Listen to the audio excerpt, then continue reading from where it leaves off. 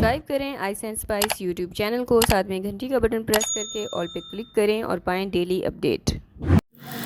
तो बिस्मिल्लाह करके रेसिपी को बनाना स्टार्ट करते हैं। आज आपके साथ शेयर करने लगी हूँ बैंगन की रेसिपी। गर्मियों में बहुत ही गिनी चुनी सब्जियाँ होती हैं जिसे हम बनाते हैं और एक ही तरह से बना के बोर हो जाते हैं, इसलिए आज आपके साथ बैंगन की रेसिपी शेयर करने लगी हूँ, वो भी नए तरीके से। और यकीन करें इतने सॉफ्ट, बटरी और यमी बनकर तैयार होती है ना कि आप लाजवाब हो जाएंगे। आपके बच्चे बड़े से भी बहुत शौक से खाएंगे। एक दफ़ा इस रेसिपी को ज़रूर ट्राई कीजिएगा।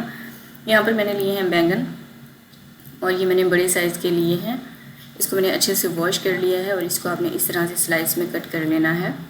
सारे बैंगन कट करने के बाद अब यहाँ पर मैंने लिए हैं टमाटर, 4 से 5 अदद टमाटर लिए हैं। आप सब्ज़ी के हिसाब से देख लीजिएगा। मैंने यहाँ पर आधा किलो से थोड़ा सा ज़्यादा बैंगन लिए थे, जो कि 6 से 7 अफराद के लिए मैं यहाँ पे सब्ज़ी बना रही थी। और इसके हिसाब से मैंने यहाँ पर लिए हैं 3 अदद मीडियम साइज़ के टमाटर और थोड़ी सी हरी मिर्चें ली हैं। अब यहाँ पर इसको कुकिंग के लिए आपने थोड़ा सा हैवी बॉटम पैन लेना है और इसमें डालें 1/3 कप के जितना कुकिंग ऑयल। और बैंगन को आप इस तरह से प्लेस करके इसको कवर करके बिल्कुल हल्की आंच पर 5 से 6 मिनट तक के लिए स्टीम कुक होने के लिए रख दें। और 6 मिनट के बाद यहाँ पे मैंने चेक किया था। अब इसकी साइडें बदल देंगे और आप देख सकते हैं इसके जो दूसरे हिस्से हैं ना वो ब्राउन से हो चुके हैं। तो अब दूसरी साइड से भी हमें इसी तरह से इसको पकाना है। चूल्हे की आंच आप बिल्कुल भी हाई मत कीजिएगा, वरना इसका पानी ड्राई हो जाएगा और आपकी सब्ज़ी सही नहीं बनेगी।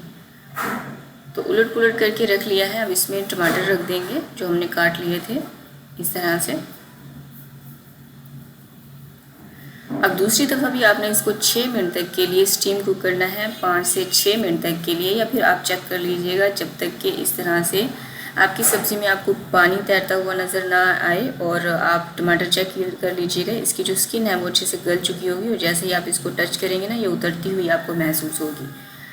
चूल्हे की आंच अगर आपने हाई की तो आपकी सब्ज़ी जल सकती है। बिल्कुल लो आंच पर मैं यहाँ पर इनको पका रही थी और लो आंच पर अब देख सकते हैं जो हमारे बैंगन है ना ये बहुत ही जूसी और इस पॉइंट पर ना ये बहुत ही बटरी से हो जाते हैं अगर इसका आप जायका चेक करें तो। यहाँ पे टमाटर और जो बैंगन है ये तो हमारे तैयार हो चुके हैं। इन्हें किसी बर्तन में निकाल लेंगे।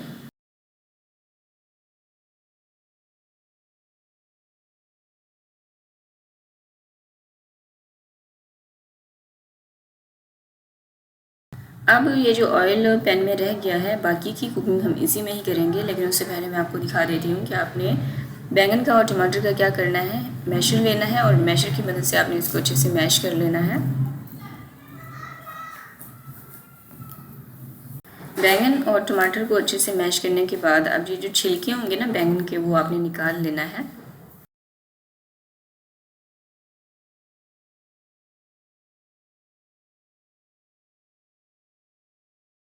तो यहाँ पे मैंने सारे छिलके निकाल लिए हैं और ये बहुत ही यमी सा हमारे पास भरता तैयार हो चुका है। इसे रख देंगे साइड पे।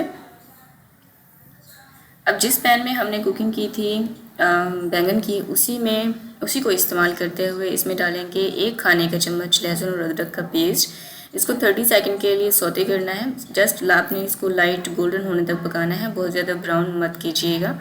इसकी खुशबू बैंगन में से आनी चाहिए। मसालों में मैंने हल्दी डाली है आधा चाय का चम्मच, नमक 1 चाय का चम्मच, कुटी हुई लाल मिर्चें आधा खाने का चम्मच और लाल मिर्चों का पाउडर 1 चाय का चम्मच। स्पाइसेस इस पॉइंट पर आप अपने जायके के मुताबिक एडजस्ट कर सकती हैं, कम या ज़्यादा भी कर सकती हैं। इसको 30 सेकंड के लिए आपने पकाना है और उसके बाद थोड़ा सा इसमें पानी डालेंगे और एक बहुत ही स्मूथ सा यहाँ पर मसाला तैयार कर लेंगे। आप देख सकते हैं इस पॉइंट पर इसमें मैं डालूंगी प्याज। 2 मीडियम साइज़ के प्याज लिए थे, इनको बिल्कुल बारीक ऑमलेट साइज़ में मैंने चॉप कर लिया था।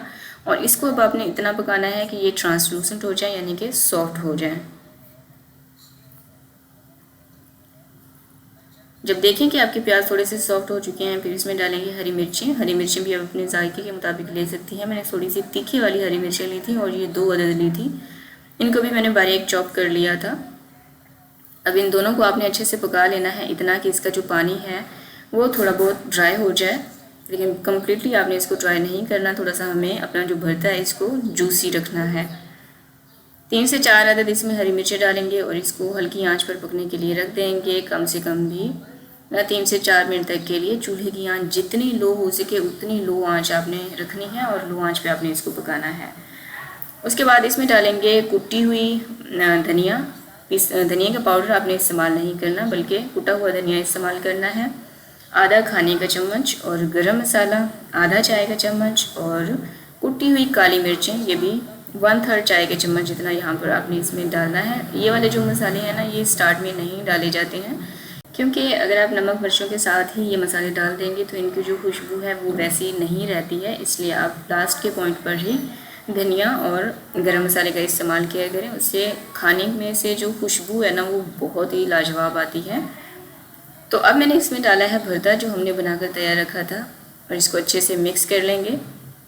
ये देखें, मिक्सिंग इसकी हो चुकी है। लास्ट पॉइंट पे इसके ऊपर डालेंगे फ्रेश हरा धनिया बिल्कुल बारीक चॉप किया हुआ, और इसको मिक्स करके सर्व करेंगे।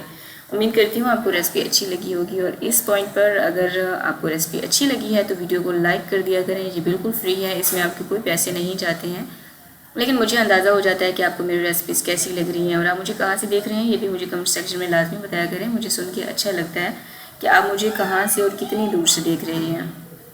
उम्मीद करती हूँ वीडियो को शेयर कर दिया होगा, मेरे चैनल को सब्सक्राइब कर दिया होगा। ये है बहुत ही मज़ेदार और यम्मी सी रेसिपी। मुझे दुआ में याद रखें। अल्लाह हाफ़िज़।